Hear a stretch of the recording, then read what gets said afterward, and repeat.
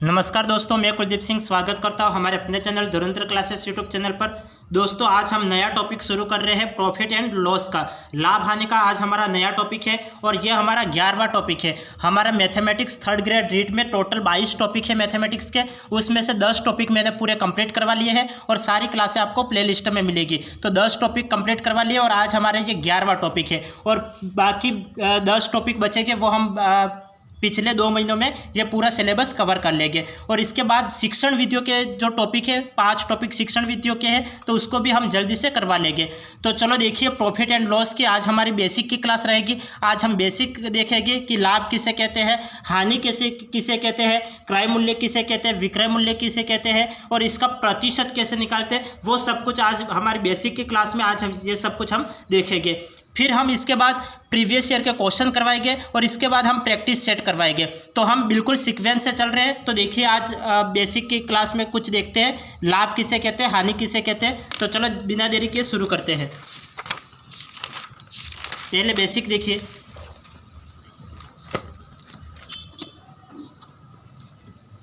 देखिए, लाभ हानि में पहले ये देखिए क्रय मूल्य किसे कहते हैं। पहला ये देखिए क्रय मूल्य किसे कहते हैं।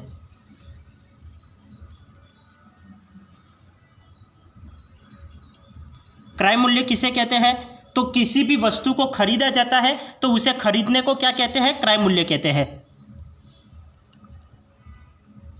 खरीदने को क्या कहते हैं, क्रय मूल्य कहते हैं। मैं पूरी लैंग्वेज नहीं लिखवा रहा हूँ क्योंकि पूरी लैंग्वेज आपको एग्जाम में नहीं पूछा जाएगा। आपको ये ध्यान रखना है कि क्रय मूल्य किसे कहते हैं, तो किसी भी वस्तु को खरीदना क्रय मूल्य कहलाता है और बेचना विक्रय मूल्य कहलाता है।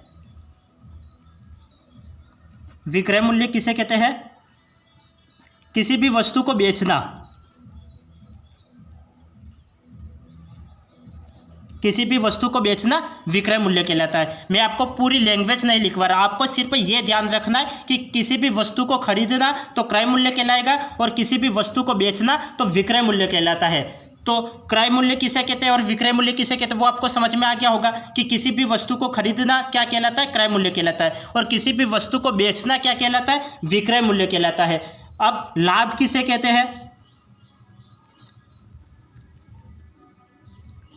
लाभ किसे कहते हैं, तो यदि लाभ किसे कहते हैं कि यदि वस्तु का जो विक्रय मूल्य होता है वो ज़्यादा होता है, विक्रय मूल्य ज़्यादा होता है क्रय मूल्य से, तो उसे क्या कहते हैं, लाभ कहते हैं। तो मैं इस तरह से लिखूंगा, विक्रय मूल्य,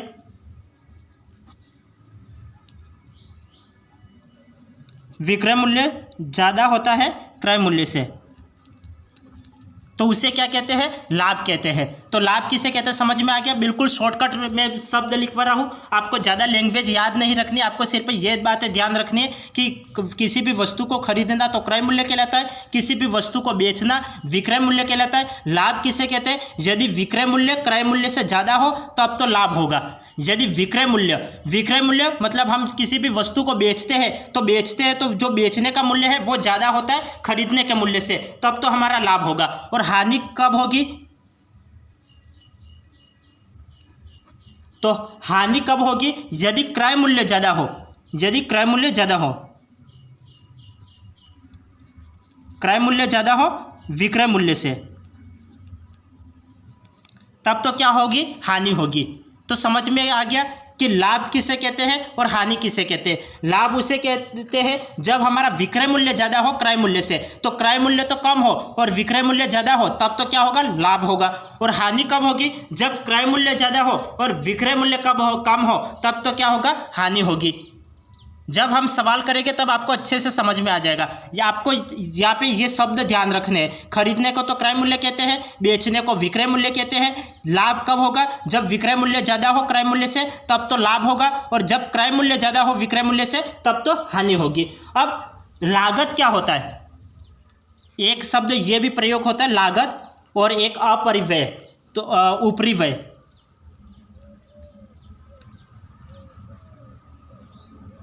ऊपरी व्यय किसे कहते हैं, तो ऊपरी व्यय किसे कहते हैं, यदि हम किसी भी वस्तु को खरीदते हैं, जैसे हम कोई किसी भी भारी चीज़ों को हम खरीदते हैं, तो खरीदने के बाद हमें घर पे लाने के लिए कुछ साधन वगैरह करने की ज़रूरत होती है, जैसे पिकअप वगैरह करो तो उस साधन को लाने में जो व्यय लगता है तो वो और क्रय मूल्य जोड़ लिया जाता है, तो वो क्या कहलाता है, ऊपरी व्यय, वो तो लागत कहलाता है। और ऊपरी व्यय मरम्मत या रख रखाव के लिए जो पैसा खर्च किया जाता है उसे ऊपरी व्यय कहते हैं। तो मैं इसको ये लिख लेता हूँ, ऊपरी व्यय। तो किसी वस्तु को लाने ले जाने,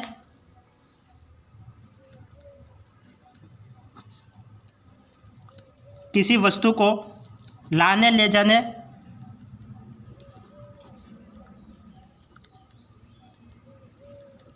या फिर रख रखाव या फिर मरम्मत करने के लिए जो पैसा खर्च किया जाता है उसे ऊपरी व्यय कहते हैं। इस बात को ध्यान रखना। ऊपरी व्यय किसे कहते हैं, जो ऊपर का जो खर्चा हो रहा है। देखो, व्यय मतलब पैसा खर्च करना और ऊपरी मतलब ऊपर का जो पैसा खर्च किया जाता है। यदि हम किसी वस्तु को खरीदते हैं, जैसे सपोज करो कि हमने कूलर खरीदा है, कूलर खरीदा, इसके बाद उसे घर पे लाने के लिए हमें पैसा खर्च करना पड़ेगा कोई साधन वगैरह करने के लिए। तो ये सपोज करो कि हमने एक पिकअप करी, तो पिकअप के लिए हमें किराया दिया, जैसे 2000 रुपया वगैरह किराया लगा, 5000 का तो मुझे कूलर पड़ा और 2000 मुझे किराया, तो टोटल व्यय कितना हुआ, 7000 रुपया। तो ये जो पिकअप का किराया लगा वो क्या कहलाएगा, ऊपरी व्यय कहलाता है। तो किसी वस्तु को लाने ले जाने के लिए जो व्यय लगता है उसे हम क्या कहते हैं, ऊपरी व्यय कहते हैं।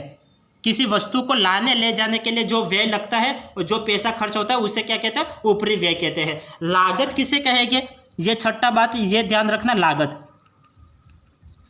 लागत किसे कहते हैं, तो लागत किसे कहते हैं, जो हमें ऊपर का खर्चा लगता है, जैसे किसी वस्तु को लाने ले जाने का खर्चा लगता है और जो हम वस्तु खरीदते हैं उसका खर्चा लगता है, तो उन दोनों का योग होगा, वो लागत कहलाता है। तो हम इसको क्या कहेंगे, क्रय मूल्य।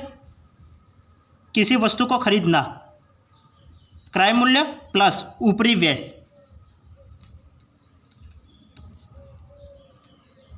उनका योग क्या कहलाता है, लागत कहलाता है। जब हम सवाल करेंगे तब ये सभी आपको समझ में आ जाएगा। क्रय मूल्य किसे कहते हैं, विक्रय मूल्य किसे कहते हैं, लाभ किसे कहते हैं, हानि किसे कहते हैं, ऊपरी व्यय किसे कहते हैं और लागत किसे कहते हैं। तो ये शब्द आपको ध्यान में रखने हैं, ठीक है, यही शब्द काम आएंगे। अब लाभ प्रतिशत और हानि प्रतिशत, ये भी काम आने वाले शब्द है। तो ये लाभ प्रतिशत और हानि प्रतिशत भी लिख लीजिए। लाभ प्रतिशत, लाभ प्रतिशत, तो लाभ प्रतिशत कैसे निकालते हैं, तो लाभ प्रतिशत निकालने का सूत्र होता है लाभ प्रतिशत इक्वल टू लाभ बटा क्रय मूल्य इंटू 100। ये लाभ प्रतिशत निकालने का सूत्र होता है। ठीक इसी तरीके से हानि प्रतिशत निकालने का क्या सूत्र होता है, हानि प्रतिशत। तो हानि प्रतिशत निकालने का सूत्र होता है हानि प्रतिशत इक्वल टू, जब लाभ हो रहा है तब लाभ ऊपर आएगा और हानि हो रही है तब हानि ऊपर आ जाएगी। तो हानि अपॉन क्रय मूल्य इंटू 100। जब मैं आपको सवाल करवाऊंगा, बिल्कुल 1-1 मिनट में सवाल करवाऊंगा। आपको यदि सूत्र याद है तो अच्छी बात है, नहीं याद है तो मैं तरीका भी बताऊंगा कि आपको कैसे सवाल को सोल्व करना है। यदि आप सूत्र याद करते हो तो अच्छी बात है, कोई दिक्कत नहीं है, क्योंकि जितना पढ़ो तो बेहतर ही है, कोई नुकसान नहीं है। लेकिन यदि आपको सूत्र नहीं याद है तब सवाल को कैसे करें वो तरीका भी मैं आपको बताऊंगा। और आपको बिल्कुल 1-1 मिनट में सवाल कैसे करते हैं वो मैं आज के क्लास में मैं आपको बताऊंगा। और आने वाली क्लासों में भी मैं यही बताऊंगा कि आपको एग्जाम में कम से कम समय में 1-1, 2-2 मिनट में कैसे सवाल को सोल्व करना है वो मैं बताऊंगा। तो समझ में आ गया कि ये परिभाषा क्या क्या थी। बिल्कुल मैंने ज़्यादा लैंग्वेज नहीं लिखवाई है, बिल्कुल शॉर्टकट तरीका अपना रहा हूँ। तो एक बार और समझिए और इसके बाद हम सवाल करेंगे और ये देखिएगा कि हम 1-1 मिनट में कैसे सवाल करते हैं वो देखिए।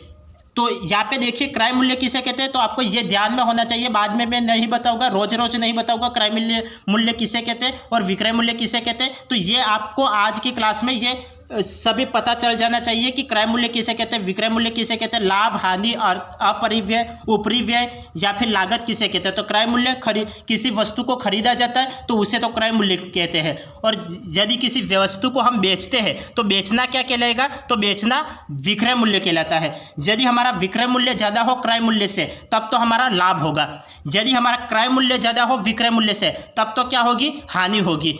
और ऊपरी व्यय क्या कहलाता है, किसी वस्तु को लाने ले जाने के लिए जो खर्चा लगता है उसे हम क्या कहते हैं, उसे ऊपरी व्यय कहते हैं। किसी वस्तु को लाने ले जाने के लिए जो खर्चा लगता है उसे क्या कहते हैं, ऊपरी व्यय कहते हैं।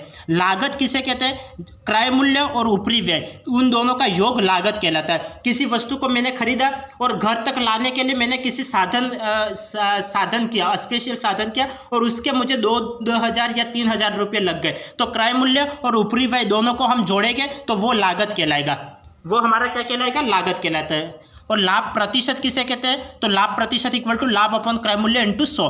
हानि प्रतिशत, तो हानि प्रतिशत इक्वल टू हानि अपॉन क्रय मूल्य इंटू 100। तो ये समझ में आ गया। अब हम सवाल को देखते हैं, सवाल किस टाइप के हैं और हम एक एक मिनट में कैसे सवाल को करेंगे। तो देखिए,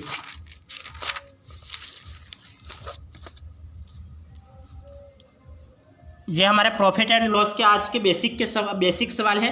तो आज हम बेसिक देखेंगे, फिर इसके बाद हम कल से थोड़े और अच्छे सवाल लेके आएंगे, इससे थोड़े बड़े सवाल। आज ये सवाल देखिए, रमेश ने एक स्कूटर 20,000 का खरीद कर 20,560 का खरीद कर 24,560 रुपये में बेच दिया।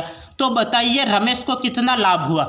तो आपको यहाँ पे सूत्र याद है तो अच्छी बात है, सूत्र नहीं याद है तो भी कोई दिक्कत नहीं है, आपको सवाल करते आना चाहिए। तो यहाँ पे क्या पूछा है, रमेश ने एक स्कूटर 20,000 रुपये में खरीदा, और खरीदना क्या कहलाता है, तो खरीदना क्रय मूल्य कहलाता है। मैंने अभी आपको बताया कि खरीदना क्या कहलाता है, क्रय मूल्य कहलाता है। तो यहाँ पे क्रय मूल्य कितना दे रखा है, 20,000 दे रखा है, 24,560 रुपये में बेच दिया। बेचना क्या कहलाता है, विक्रय मूल्य कहलाता है। तो यहाँ पे विक्रय मूल्य तो ज़्यादा है और क्रय मूल्य कम है, विक्रय मूल्य ज़्यादा है और क्रय मूल्य कम है। तो यहाँ पे उसको क्या होगा, लाभ होगा या फिर हानि होगी, तो उसको लाभ होगा। कैसे, क्योंकि उसने 20,000 में तो वस्तु को खरीदा और 24,560 में बेच दिया। तो यहाँ पे बेचना तो विक्रय मूल्य है, तो विक्रय मूल्य ज़्यादा है और क्रय मूल्य कम है, तब उसको क्या होगा, लाभ होगा। तो बताइए रमेश को कितना लाभ हुआ। तो यहाँ पे 24,560 में से 20,000 माइनस कर लो, तो 24,560 में मैंने 20,000 माइनस कर लिया, तो मुझे कितना प्राप्त हुआ, 4,560। तो 4,560 रुपये का क्या होगा, लाभ हो गया। ये क्या हो गया, लाभ हो गया। तो यही आपका आंसर है। देखो, इसी टाइप के एग्जाम में सवाल पूछे जाते हैं, लेकिन सबका करने का तरीका अलग अलग होता है। कोई लिखता है यहाँ पे खरीदना तो क्रय मूल्य लिखेगा, क्रय मूल्य इक्वल टू 20,000, फिर यहाँ पे लिखेगा विक्रय मूल्य लिख के 24,560 लिखेगा, फिर सूत्र लगाएगा कि लाभ निकालने का विक्रय मूल्य माइनस क्रय मूल्य, फिर विक्रय मूल्य लिखेगा, फिर क्रय मूल्य लिखेगा और विक्रय मूल्य में से क्रय मूल्य माइनस करेगा, तब 4,560 आएगा। लेकिन आपको एग्जाम में ये तरीका नहीं अपनाना है, आपको डायरेक्ट करना है, आपको सवाल में ही उसे सोल्व कर लेना है। 24,560 में से 20,000 माइनस करो, 4,560 आंसर आ जाएगा। कई बार स्टूडेंट्स क्या करते हैं कि ये यहाँ पे खरीदना लिखा है तो क्रय मूल्य लिखेंगे, क्रय मूल्य कितना दे रखा है, तो क्रय मूल्य 20,000 दे रखा है, ये लिखेंगे।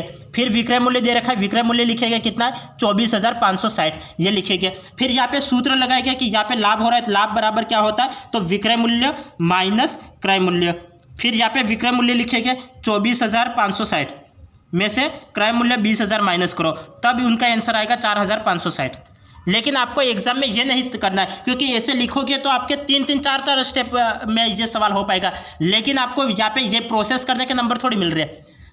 जैसे 10th 12 होती है तो उसमें ये प्रोसेस करने के नंबर मिलते हैं कि आपका ये करने का तरीका सही है, तो इस तरीके के नंबर मिलेंगे। लेकिन आपको कंपटीशन एग्जाम में तो फाइनल आंसर के नंबर मिलते हैं, तो आपको फाइनल आंसर करेक्ट आना चाहिए। तो फाइनल आंसर आप कैसे भी करो, ये लिख के करो या फिर डायरेक्ट निकालो, फाइनल आंसर राइट होना चाहिए। तो फाइनल आंसर कैसे राइट लाएंगे, आप डायरेक्ट करो, 24,560 में से 20,000 माइनस करो, 4,560 आंसर निकल जाएगा। और आपको ये प्रोसेस नहीं करनी है। तो ये तो छोटी क्लासों में हम करते थे, जब आप टीचर बन जाओ, गवर्नमेंट टीचर, और फिर जब आप स्कूलों में पढ़ाने जाओ बच्चों को, तब आप इस तरीके से समझाना कि क्रय मूल्य ये है, विक्रय मूल्य ये है, तब हम इसका ये सूत्र लगाएंगे, लाभ इक्वल टू विक्रय मूल्य माइनस क्रय मूल्य, फिर इस सूत्र में वैल्यू पुटअप करेंगे, वैल्यू पुटअप करके माइनस करेंगे, तब आपको ये आंसर प्राप्त होगा। जब आप गवर्नमेंट टीचर बन जाओ तब आप स्कूल में जाके ऐसे इस प्रोसेस से पढ़ाना। लेकिन आपको अभी एग्जाम क्लियर करने के लिए आपको ये प्रोसेस अपनाना पड़ेगा, तो ये प्रोसेस अपनाइए। अब आगे देखिए,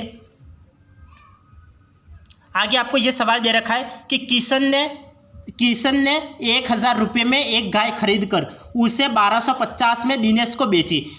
1000 रुपये में खरीद दिया है, मतलब खरीदना क्या कहलाता है, क्रय मूल्य कहलाता है। तो 1000 रुपये में तो उसने गाय को खरीदा और 1250 में दिनेश को बेच दिया मतलब विक्रय मूल्य 1250 में बेच दिया। तो बताइए किशन को कितने प्रतिशत का लाभ हुआ, कितने प्रतिशत का लाभ हुआ। यहाँ पे हमें लाभ प्रतिशत निकालना है। तो लाभ प्रतिशत निकालना है तो हम क्या करेंगे, लाभ कितना हो रहा है वो देखेंगे। यहाँ पे 1250 है और यहाँ पे 1000 है। 1250 में से 1000 माइनस करोगे तो कितना प्राप्त होगा, 250 प्राप्त होगा। तो 250 रुपये का तो हमें लाभ हो गया। तो लाभ प्रतिशत निकालने का क्या सूत्र होता है, लाभ अपॉन क्रय मूल्य। क्रय मूल्य कितना है, 1000। तो यहाँ पे नीचे 1000 और इंटू 100 कर लो। 2 0 से 2 0 कैंसिल आउट कर लिया, 1 0 से 1 0 कैंसिल आउट। हमें कितना लाभ हुआ, तो 25% का लाभ हुआ, 25% का लाभ हुआ। समझ में आ गया।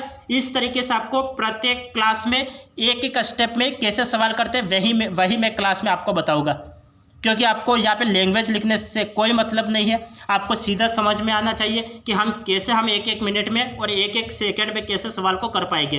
तो ये तरीका आपको समझना है। आपको ये नहीं लिखना है कि यहाँ पे क्रय मूल्य 1000 है, विक्रय मूल्य 1250 है, तो लाभ कितना होगा, तो विक्रय मूल्य माइनस क्रय मूल्य 1250 में से 1000 माइनस करोगे तब आपको 250 प्राप्त होगा। फिर आप लाभ प्रतिशत का सूत्र लिखोगे कि लाभ प्रतिशत इक्वल टू लाभ अपॉन क्रय मूल्य इंटू 100। आपको कोई सूत्र वगैरह नहीं लिखने हैं, कोई लाभ कितना हुआ वो भी नहीं निकालना है। जो निकाल लो वो डायरेक्ट लिख लो। यहाँ पे 1250 में से 1000 माइनस किया, 250 लिख लिया। यहाँ पे 1000 क्रय मूल्य दे रखा है तो 1000 नीचे लिखा, इंटू 100 कर लो, कैंसल आउट करो, डायरेक्ट आंसर निकालो और यही आपका आंसर है। और यही तरीका आपको पता होना चाहिए कि इसी तरीके से आपको एग्जाम में सवाल को करना है, ओनली वन स्टेप में इसी तरीके से आपको एग्जाम में सवाल को करना है। समझ में आ गया किस तरीके से किया। यदि नहीं समझ में आया तो एक बार वापस देखिए। किशन ने 1000 रुपये में एक गाय खरीदकर उसे 1250 में दिनेश को बेची। तो 1250 में दिनेश को बेच दी, तो बेचना क्या कहलाता है, विक्रय मूल्य कहलाता है। खरीदना क्रय मूल्य कहलाता है। विक्रय मूल्य में से क्रय मूल्य माइनस करो, 1250 में से 1000 माइनस करोगे तो 250 प्राप्त होगा। तो 250 डायरेक्ट लिख लो ना, आपको ये लाभ ये लिखने की ज़रूरत थोड़ी है। आप 250 डायरेक्ट लिखो, अपन नीचे क्रय मूल्य लिखो, तो नीचे क्रय मूल्य लिख लिया, इंटू 100 कर लो। 2 0 से 2 0 कैंसिल, 1 0 से 1 0 कैंसिल, 25% इसका आंसर। आप चाहो तो इसे भी कर सकते हो। यहाँ पे क्रय मूल्य लिखो, तो क्रय मूल्य कितना आ गया, क्रय मूल्य आ गया 1000। फिर विक्रय मूल्य लिखो, विक्रय मूल्य कितना आया, 1250। फिर सूत्र लगाओ, लाभ का सूत्र क्या होता है, विक्रय मूल्य माइनस क्रय मूल्य। तो विक्रय मूल्य माइनस क्रय मूल्य, ये सूत्र लगा। फिर यहाँ पे वैल्यू पुट अप करो, 1250 माइनस 1000 करो।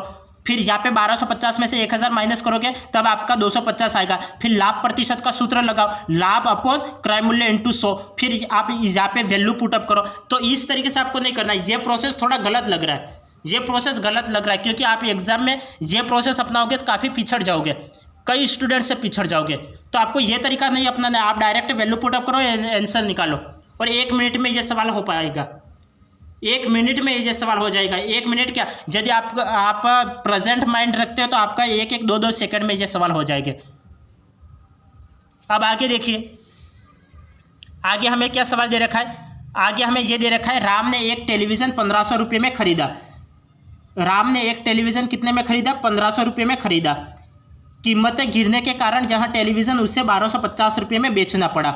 1500 रुपये में तो खरीदा, तो खरीदना तो क्या कहलाता है, विक्रय मूल्य कहलाता है। और 1250 में बेचना, तो बेचना क्या कहलाता है, नहीं खरीदना तो क्रय मूल्य कहलाता है और बेचना विक्रय मूल्य कहलाता है। तो विक्रय मूल्य तो 1250 है और खरीदा कितने में था, 1500 में खरीदा था। तो विक्रय मूल्य यहाँ पे ज़्यादा है तो उसे क्या हुई होगी, हानि हुई होगी। तो बताइए राम को कितनी हानि हुई। तो यहाँ पे कितनी हानि हुई ये हमें देखना है। तो ये हम कैसे देखेंगे, तो यहाँ पे 1500 में से 1250 माइनस करो। तो 1500 में से 1250 माइनस करोगे तो आपको कितना प्राप्त होगा, 250 प्राप्त होगा। तो कितनी हानि हुई, 250 रुपये की हानि हुई। 250 रुपये की क्या हुई, हानि हुई। और यही एक लाइन में आपका आंसर प्राप्त हो गया, एक लाइन में आंसर प्राप्त हो गया। हमें सवाल क्या दे रखा था, हमें सवाल दे रखा था राम ने एक टेलीविज़न 1500 रुपये में खरीदा। एक टेलीविज़न कितने में खरीदा, 1500 रुपये में खरीदा। और खरीदना क्या कहलाता है, क्रय मूल्य कहलाता है। और कीमतें गिरने के कारण एक टेलीविज़न उसे 1250 रुपये में बेचना पड़ा। तो बेचना क्या है, विक्रय मूल्य है। तो यहाँ पे विक्रय मूल्य तो ज़्यादा है, विक्रय मूल्य ज़्यादा है और क्रय मूल्य कम है। तो मैंने अभी आपको शुरुआत में बताया था कि यदि आपका विक्रय मूल्य ज़्यादा हो, यदि विक्रय मूल्य ज़्यादा हो और क्रय मूल्य कम हो, तो विक्रय मूल्य ज़्यादा हो और क्रय मूल्य कम हो, तब आपको क्या करना है, यहाँ पे हानि होगी। तो यहाँ पे हानि किस तरीके से होगी, यहाँ पे बेचा कितने में है, 1250 रुपये में बेचा है, और खरीदा कितने में था, 1500 में खरीदा था। तो यहाँ पे क्रय मूल्य ज़्यादा है और विक्रय मूल्य कम है, तो क्रय मूल्य ज़्यादा हो तब क्या होता है, हानि होती है। तो यहाँ पे हानि होगी, 1500 में से 1250 माइनस करोगे तो कितना प्राप्त होगा, 250 प्राप्त होगा, और 250 यहाँ पे हानि हो रही है। मैंने आपको ये बताया था, यदि क्रय मूल्य अधिक हो विक्रय मूल्य से, तब क्या होगा, तब हमारा हानि होगा। तो यहाँ पे क्रय मूल्य कितना है, 1500 है, और विक्रय मूल्य कितना है, 1250 है। तो यहाँ पे 1250 तो कम है और यहाँ पे क्रय मूल्य ज़्यादा है, 1500 ये तो ज़्यादा है। तो 1500 रुपये में खरीदा है और 1250 रुपये में बेच दिया, तो उसे तो हानि हुई होगी। तो यहाँ पे हानि हुई होगी, कितनी की हानि हुई, तो 1500 में से 1250 माइनस करो तो 250 की हानि हुई। तो एक लाइन में आंसर निकल गया। अब आगे देखिए,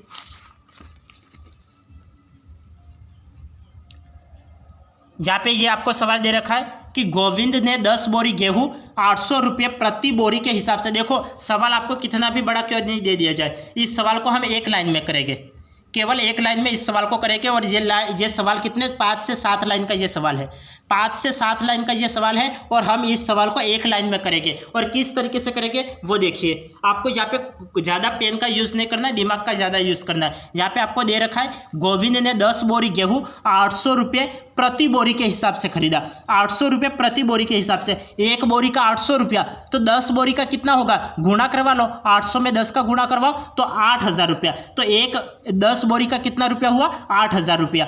गांव से शहर तक लाने में उसे 2000 रुपये किराए के रूप में चुकाने पड़े। 2000 रुपये किसके रूप में चुकाने पड़े, किराए के रूप में चुकाने पड़े। शहर में उसने गेहूँ 900 रुपये प्रति बोरी के हिसाब से बेचा, 900 रुपये प्रति बोरी के हिसाब से बेचा। खरीदा कितने में था, प्रति बोरी 800, तो 10 बोरी के कितने लिए, 8000 रुपये। तो खरीदा कितने में था, खरीदना कितने में खरीदा था, तो 8000 रुपये में खरीदा था। गेहूँ कितने में खरीदा था, 8000 रुपये में खरीदा था। और उसे किराया कितना लगा, तो किराया 2000 रुपये किराया लग गया। तो ये लागत तो कितनी है, लागत कितनी है, 2000 रुपया, ये 2000 रुपये लागत है। तो टोटल उसका कितना खर्चा हुआ, और 8 और 2 10,000 रुपया, 10,000 रुपया उसका खर्चा हो गया। मैं आपको समझाने के लिए ये लिख रहा हूँ, लेकिन मैं आपको डायरेक्ट भी करके मैं आपको बताऊंगा।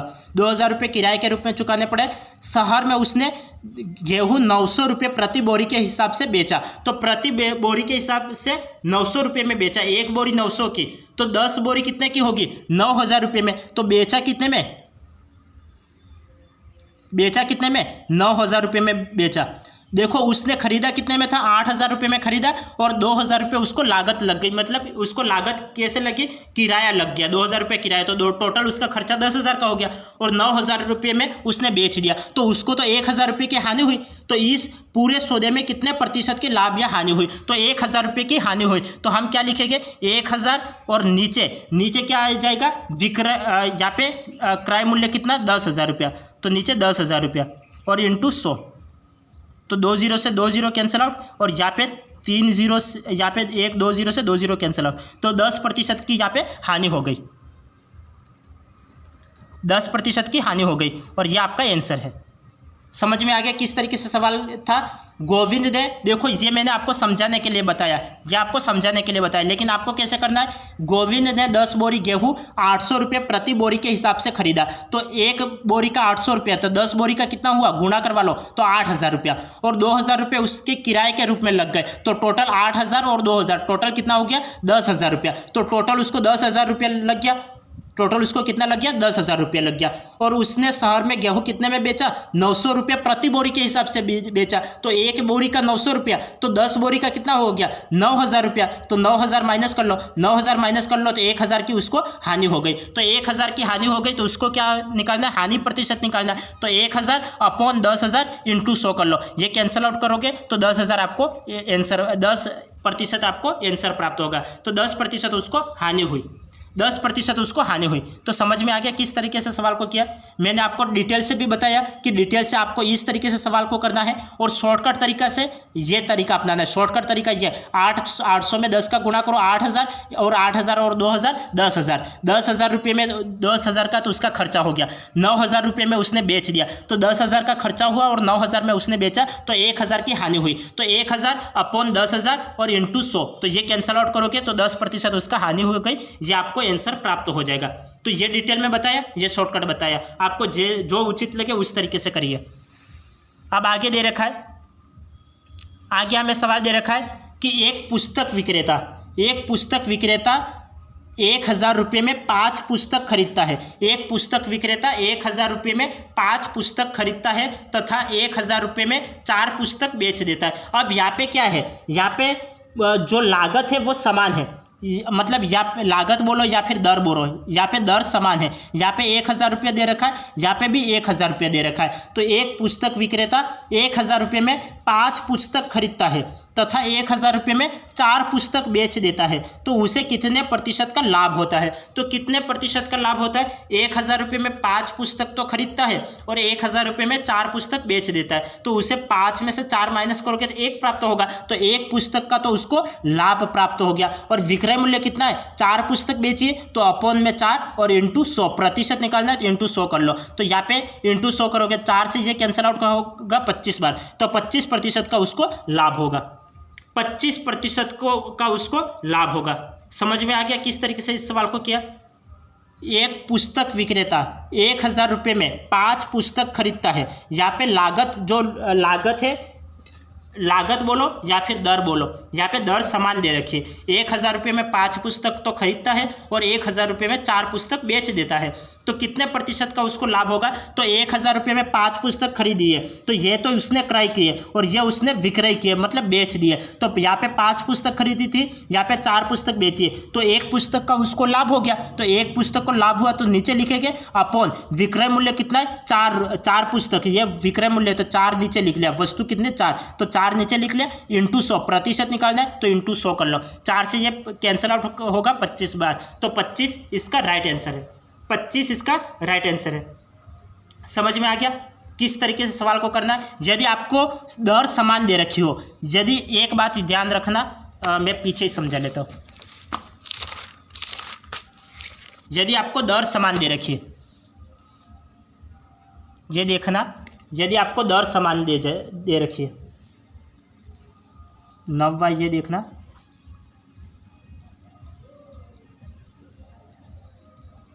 यदि आपको दर समान दे रखी है, यदि दर समान दे रखी है और यहाँ पे आपको लाभ प्रतिशत निकालना है या फिर हानि प्रतिशत निकालना है, तब आप क्या करोगे, यदि दर समान दे रखी है और लाभ प्रतिशत निकालना है, लाभ प्रतिशत निकालना है, तो क्या हो जाएगा, लाभ अपॉन विक्रय मूल्य, लाभ अपॉन विक्रय वस्तु, जो वस्तु दे रखी है उसे विक्रय वस्तु या फिर विक्रय मूल्य इंटू 100, और हानि प्रतिशत निकालना हो तब क्या होगा, हानि अपॉन विक्रय वस्तु इंटू 100, ये हो जाएगा। यदि दर समान दे रखिए तब लाभ प्रतिशत निकालने के लाभ अपॉन विक्रय मूल्य इंटू 100 और हानि प्रतिशत निकालने के लिए हानि अपॉन विक्रय मूल्य इंटू 100। अब आगे देखिए, सवाल देखिए, सवाल को एक बार वापस समझिए। यहाँ पे हमें दर समान दे रखी थी, हमें दर क्या दे रखी थी, 1,000 रुपये। यहाँ पे ये देखिए, हमें ये दे रखा है, एक पुस्तक विक्रेता 1,000 रुपये में 5 पुस्तक खरीदता है तथा 1,000 रुपये में 4 पुस्तक बेच देता है। तो यहाँ पे दर समान दे रखी है, 1,000 यहाँ पे भी दे रखा है, 1,000 यहाँ पे भी दे रखा है। 5 पुस्तक खरीदना मतलब क्रय किया और 4 पुस्तक बेचा, विक्रय किया, तो कितने का लाभ हुआ, 1 का लाभ हुआ। और यहाँ पे विक्रय वस्तु कौन सी है, 4 है, तो 4 लिख लिया और इंटू 100 कर लिया। तो यहाँ पे आपको 4 से ये कैंसिल आउट करोगे तो 25 बार कैंसिल आउट होगा, तो 25% का उसको लाभ हुआ, 25% का उसको लाभ हुआ। तो ये सवाल समझ में आ गया।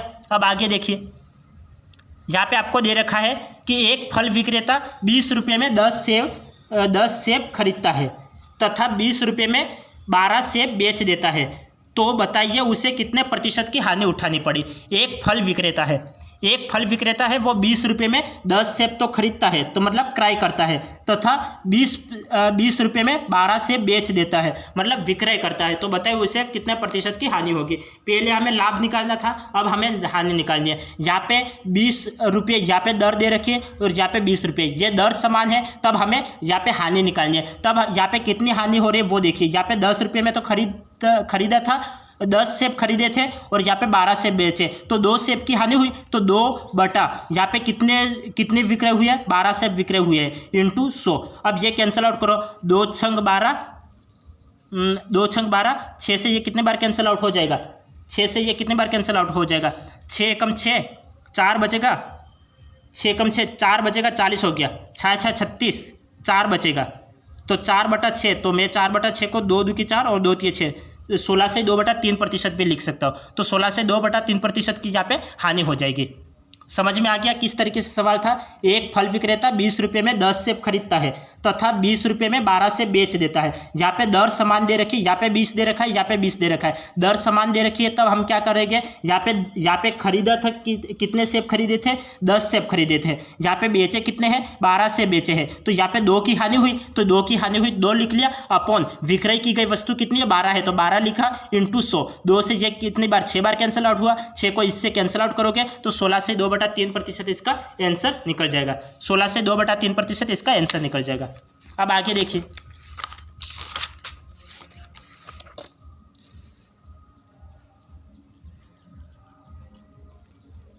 यहाँ पे आपको दे रखा है, एक दुकानदार ने 10 रुपये में एक पेन खरीदा। एक दुकानदार ने 10 रुपये में एक पेन खरीदा। जैसे सवाल बोल रहा है वैसे करते जाओगे तो कहीं कुछ भी दिक्कत नहीं आएगी। जैसे सवाल बोल रहा है वैसे करते जाओ। यहाँ पे सवाल बोल रहा है कि एक दुकानदार ने 10 रुपये में एक पेन खरीदा, तो 10 रुपये में एक पेन खरीदा, तो 10 रुपये में एक पेन खरीदा, तो 10 का 10 एज इट इज लिख लो, तथा उसे 20% के लाभ पर बेचता है, तो पेन का विक्रय मूल्य क्या होगा। तो पेन का विक्रय मूल्य क्या होगा ये हमें ज्ञात करना है। तो विक्रय मूल्य क्या होगा ये ज्ञात करने के लिए हम क्या करेंगे, देखो यहाँ पे 20% का लाभ हो रहा है, तो 20% का लाभ हो रहा है, तो यहाँ पे 20% का लाभ हो रहा है, तो कोई भी वस्तु अपने आप में 100 की होती है और 20 का लाभ हो रहा है, तो वो वस्तु कितने की हो जाएगी, 120 की हो जाएगी। देखो यहाँ पे कोई भी वस्तु अपने आप में 100 की होती है और यहाँ पे 20 का लाभ हो रहा है, तो वो वस्तु कितने की हो गई, 120 की हो गई। तो यहाँ पे हम क्या करेंगे, इंटू 120 और अपॉन प्रतिशत की बात की जा रही है, इंटू प्रतिशत, तो अपॉन में 100, हाँ अपॉन 100। अब इसको सॉल्व करोगे तो आंसर निकल जाएगा। 2 0 से 2 0 कैंसिल आउट हो गए, तो 12 इसका विक्रय मूल्य प्राप्त हो गया। तो यही आपका आंसर है, यही आपका आंसर है। देखो एक लाइन में आंसर निकल गया। कोई आपको किसी प्रकार की कोई दिक्कत तो नहीं है ऐसे सवालों में। यदि कोई दिक्कत हो तो आप कमेंट कर दीजिए। एक दुकानदार ने 10 रुपये में एक पेन खरीदा, तो 10 रुपये में एक पेन खरीदा तथा उसे 20% के लाभ पर बेचता है, 20% के लाभ पर बेचता है, तो पेन का विक्रय मूल्य क्या होगा, हमें पेन का विक्रय मूल्य ज्ञात करना है। तो पेन का विक्रय मूल्य ज्ञात करने के लिए हम क्या करेंगे, यहाँ पे 10 रुपये में एक पेन खरीदा है, तो 10 का 10 एज इट इज लिख लिया। 20% का लाभ हो रहा है, तो कोई भी वस्तु अपने आप में 100 की होती है, 20 का लाभ हुआ तो वो वस्तु कितने की हो गई, 120 की हो गई, 120 की हो गई, और अपॉन में 100 लिख लो, और यहाँ पे 2 0 से 2 0 कैंसिल आउट, तो विक्रय मूल्य कितना हो गया, 12 प्राप्त हो गया। तो 12 इसका राइट आंसर, 12 इसका राइट आंसर। अब आगे देखिए, आगे आप देखिए, किसी दुकानदार ने 10,000 रुपये में एक टीवी खरीदा, 10,000 रुपये में एक टीवी खरीदा, तो 10,000 दे रखा है, तो 10,000 का 10,000 एज इट इज लिख लो। एक टीवी खरीदा, उसे 20% की हानि पर बेच दिया, 20% की हानि पर बेच दिया। यहाँ पे 20% की हानि पर बेचा, तो कोई भी वस्तु अपने आप में 100 की होती है, 20 की हानि पर बेचा, तो वो वस्तु कितने की हो गई, 20 की हानि पर बेचा, तो 100 में से 20 माइनस करो तो कितना हो गया, 80 हो गया, तो इंटू 80 और अपॉन में 100 कर लो। विक्रय मूल्य ज्ञात करना है, तो ये आंसर निकल जाएगा। 2 0 से 2 0 कैंसिल आउट हो गए, तो ये 8 का गुणा यहाँ पे करवा, तो यहाँ पे 8,000, यहाँ पे कितना हो गया, 8,000, तो विक्रय मूल्य कितना हो गया, 8,000 हो गया, और 8,000 आपका राइट आंसर है। 8,000 इसका राइट आंसर है। देखो एक एक लाइन में आंसर निकल रहे ना, ज़्यादा हार्ड सवाल तो है नहीं, और ठीक आपको एग्जाम में यही तरीका अपनाना है, और इसी तरीके से करोगे तो एक एक लाइन में आंसर निकल जाएंगे। हमें क्या दे रखा था, किसी दुकानदार ने 10,000 रुपये में एक टीवी खरीदा, तो 10,000 का 10,000 एज इट इज लिख लिया। उसे 20% की हानि पर बेचा, तो 20% की हानि पर बेचा, कोई भी वस्तु अपने आप में 100 की होती है, 20 की हानि तो माइनस करना है। देखो हानि लिखा है, तो आप हानि लिखा है, हानि लिखा है तो आपको क्या करना है, माइनस करना है, और लाभ लिखा है तब आपको क्या करना है, जोड़ देना है। तो हानि लिखा है तो 100 में से माइनस करो, और लाभ लिखा है तो 100 में से जोड़ दो। तो यहाँ पे हानि लिखा है तो यहाँ पे 20 की हानि हो रही है तो 100 में 20 माइनस करो तो 80 प्राप्त हो जाएगा। तो 80 लिख लिया, और अपॉन 100 तो 2 0 से 2 0 कैंसिल आउट, 8 का गुणा यहाँ पे करवाओ तो 8000 आपको विक्रय मूल्य प्राप्त हो जाएगा। 8000 इसका विक्रय मूल्य आपको प्राप्त हो जाएगा। समझ में आ गया? समझ में आ गया किस तरीके से हमने इस सवाल को किया है। यहाँ पे आपको लाभ हानि दे रखी थी तो आपको ये तरीका अपनाना है। आपको लाभ हानि दे रखा हो तो आपको ये तरीका अपनाना है। अब आगे देखिए, आगे आपको ये दे रखा है कि रमेश ने एक फ्रिज 2000 रुपये में बेचा। रमेश ने एक फ्रिज कितने में बेचा, 2000 रुपये में बेचा, जिस पर उसे 25% का लाभ हुआ। जिस पर उसे कितना लाभ हुआ, 25% का लाभ हुआ। तो बताइए फ्रिज का क्रय मूल्य क्या होगा। अब यहाँ पे हमें क्या ज्ञात करना है, क्रय मूल्य ज्ञात करना है। तो क्रय मूल्य ज्ञात करना है तो हम क्या करेंगे, यहाँ पे क्रय मूल्य ज्ञात करना है। तो क्रय मूल्य ज्ञात करने के लिए हम यहाँ पे क्या करेंगे, तो देखिए रमेश ने एक फ्रिज 2000 रुपये में बेचा। तो 2000 है तो जैसा है बोला है वैसा एज इट इज लिख लो। 2000 रुपये में बेचा जिस पर उसे 25% का लाभ हुआ। 25% का लाभ हुआ। तो बताइए फ्रिज का क्रय मूल्य क्या है। तो बताइए फ्रिज का क्रय मूल्य क्या है। पहले हमें तो विक्रय मूल्य ज्ञात करना था। तो विक्रय मूल्य ज्ञात करना था तब हम क्या करते थे, ऊपर जोड़ते थे या फिर घटाते थे। अब यहाँ पे क्रय मूल्य ज्ञात करना है तो क्रय मूल्य के लिए हम क्या करेंगे, नीचे घटाएंगे और नीचे जोड़ेंगे। अब यहाँ पे कितने का लाभ हो रहा है, 25% का लाभ हो रहा है। 25% का लाभ हो रहा है तो कोई भी वस्तु अपने आप में 100 की होती है और 100 की होती है और 25 का लाभ हो रहा है। तो 100 में 25 जोड़ो तो वो वस्तु कितने की हो गई, 125 की हो गई, और ऊपर 100 हो जाएगा। ऊपर 100 क्योंकि अपॉन में 100 हो जाएगा तो 100 ऊपर चले जाएगा, तो 100 यहाँ पे ऊपर चले गया। अब इसको कैंसिल आउट करोगे तो आपको आंसर प्राप्त हो जाएगा। मैं 25 के पाड़े से काट लेता हूँ, 25 चौक 100 और 25 पचे 125, 5 चौक 20 और 2 00, 4 चौक 16, यहाँ पे 1600 की वस्तु पड़ेगी। तो क्रय मूल्य कितना हो गया, 1600 हो गया। क्रय मूल्य कितना हो गया, 1600 हो गया। मेरे शब्दों पे भी ध्यान देना मैं क्या बोल रहा हूँ। यहाँ पे हमें क्या बोल रहा था कि रमेश ने एक फ्रिज 2000 रुपये में बेचा जिस पर उसे 25% का लाभ हुआ। तो बताइए फ्रिज का क्रय मूल्य क्या है। क्रय मूल्य पूछा हुआ है तो क्रय मूल्य तो जो जोड़ेंगे या फिर घटाएंगे वो सब नीचे होगा। तो हमें क्रय मूल्य ज्ञात करना है तो 25% का लाभ हो रहा है। 100 में 25 जोड़ दो, 100 में 25 जोड़ा तो 125 हो गया, और अपॉन में 100 तो यहाँ पे 100 ऊपर चले जाएगा तो यहाँ पे 100 आ जाएगा। 25 के पार्ट से इसको कैंसिल आउट करो, 25 चौक 100, 25 पचे 125, 5 से ये कैंसिल आउट करो, 400 बार कैंसिल आउट होगा, 400 का गुना 4 से करो तो 1600 आपको राइट आंसर प्राप्त हो जाएगा। अब आगे देखिए, आगे आपको दे रखा है नितिन ने एक पंखा 1000 रुपये में बेचा। नितिन ने एक पंखा कितने में बेचा, 1000 रुपये में बेचा। जैसे बोल रहा है वैसे करते जाओ। 1000 रुपये में बेचा, उसे 20% की हानि हुई। तो 20% की हानि हुई और हमें क्रय मूल्य ज्ञात करना है। तो क्रय मूल्य ज्ञात करना है तो जो होगा वो नीचे होगा।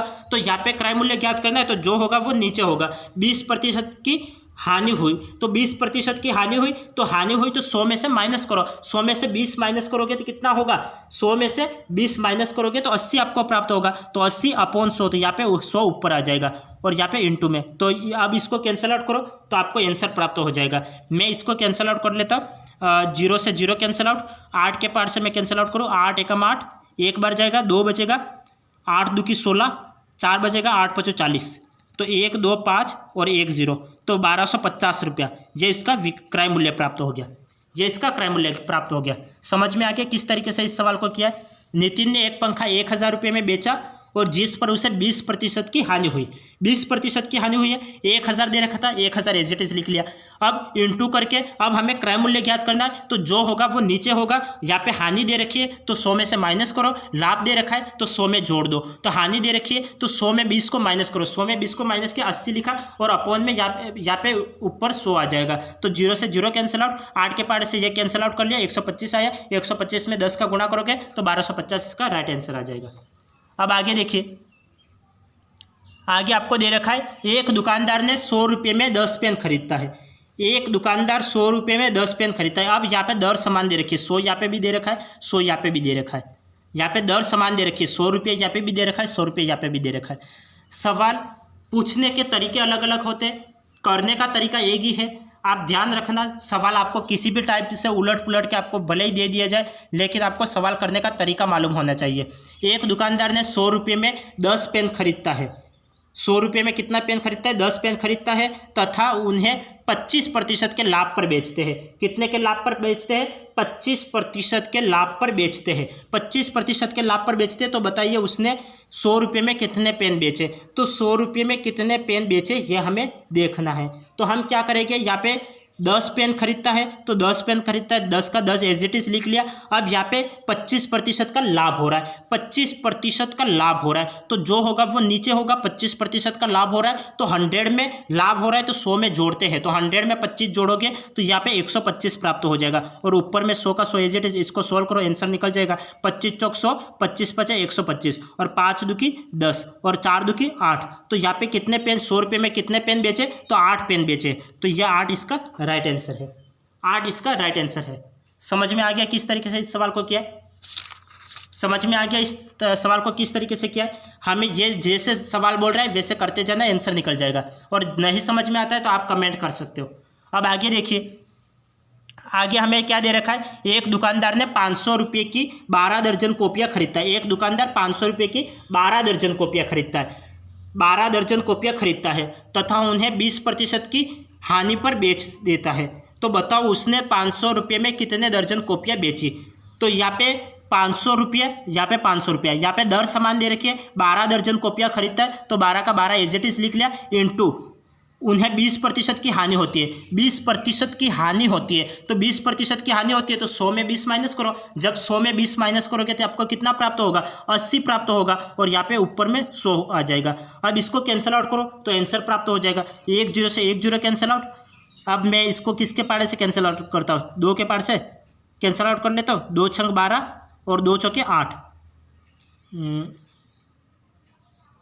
और अब ये 60 हो गया, 60/4, 4 एकम 4 और 5 से 4 5 20, तो 15 कॉपियाँ ये बेचता है। तो 15 इसका राइट आंसर है।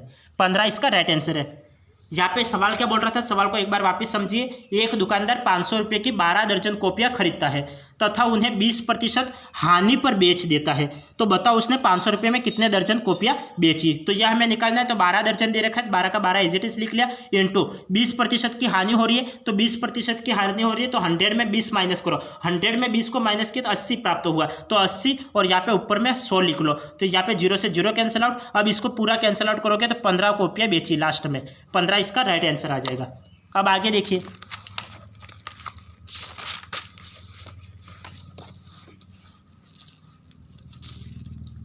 यदि आपको समझ में नहीं आता है तो वीडियो को 1 से 2 बार रिपीट करके देखिए, आपको समझ में आ जाएगा। एक फल विक्रेता ने 20 रुपये में 12 सेब बेचे। एक फल विक्रेता ने 20 रुपये में कितने सेब बेचे? 12 सेब बेचे, जिससे उसे 25% का लाभ हुआ। उसे कितने का लाभ हुआ? 25% का लाभ हुआ। तो बताइए उसने 20 रुपये में कितने सेब खरीदे? अब पहले तो कितना आया था, कितने बेचे ये आ रहा था। अब यहाँ पे कितना आया, कितना खरीदा ये आया है। अब यहाँ पे कितना खरीदा ये आया है। जब हम खरीदा ये आता है तो खरीदा ये आता है तो हम जो खरीदना, ये खरीदना आपको ज्ञात करना है। तो जो आपको प्लस माइनस करना है वो हम ऊपर करेंगे, और जो बेचना, यदि आपको बेचना ज्ञात करना है तो जो आपको प्लस माइनस करना है वो आपको नीचे करना है। जब बेचा ये लिखा आया था तो बेचने में हम क्या कर रहे थे? प्लस माइनस नीचे कर रहे थे। अब यहाँ पे खरीदना आया है तो हमें प्लस माइनस ऊपर करना है। जैसे एक फल विक्रेता ने 20 रुपये में 12 सेब बेचे, तो 12 सेब बेचे तो 12 का 12 एज इट इज लिख लो, और इंटू जिससे उसे 25% का लाभ हुआ। 25% का लाभ हुआ तो हमें जो प्लस माइनस करना है, यहाँ पे लाभ लिखा हुआ है तो आपको जोड़ना है, हानि लिखी हुई है तो आपको माइनस करना है। तो यहाँ पे 25% का लाभ हुआ। और बताइए उसने 20 रुपये में कितने सेब खरीदे? यहाँ पे 20 रुपये आ रहा है, यहाँ पे 20 रुपये आ रहा है। कितने सेब खरीदे? तो यहाँ पे खरीदना तो आपको प्लस माइनस ऊपर करना है। तो 100 में 25 का लाभ हो रहा है तो 125 हो जाएगा, तो इंटू 125 और अपॉन में 100 हो जाएगा। अब इसको कैंसिल आउट करो। 25 पचे 125 और 25 चौक 100, 4 तिया 1 चौक 4, 3 चौक 12 और 5 तिया 15। तो 15 सेब खरीदे। ये 15 आपका राइट आंसर है। 15 इसका राइट आंसर है। समझ में आ गया। जब खरीदना आपको ज्ञात करना हो तब प्लस माइनस ऊपर करना है, जब बेचना आपको ज्ञात करना है तब प्लस माइनस नीचे करना है। अब आगे देखिए, आगे आपको ये सवाल दे रखा है, सब्जी विक्रेता ने 1 रुपये में 5 नींबू बेचे, 5 नींबू बेचे जिससे उसे 20% की हानि हुई। 20% की हानि हुई, 100 में 20 माइनस करो, 100 में 20 माइनस करोगे तो 80 और अपॉन में 100 आ जाएगा। आप इसको सोल्व करो, आंसर प्राप्त हो जाएगा। तो 5 1 0 से 1 0 कैंसिल, 5 2 की 10, 2 चौके 8, तो 4 इसका राइट आंसर है। 4 इसका राइट आंसर है। तो कितने नींबू खरीदे? तो 4 नींबू खरीदे। समझ में आ गया। यदि नहीं समझ में आता है तो आप क्लास को वापस रिपीट करके देखिए, बिल्कुल एक एक लाइन में आंसर निकल जाएगा। तो आज की क्लास को हम यही एंड करते हैं, फिर मिलते हैं अगली क्लास में। तब तक के लिए आपका दिन शुभ रहे। धन्यवाद।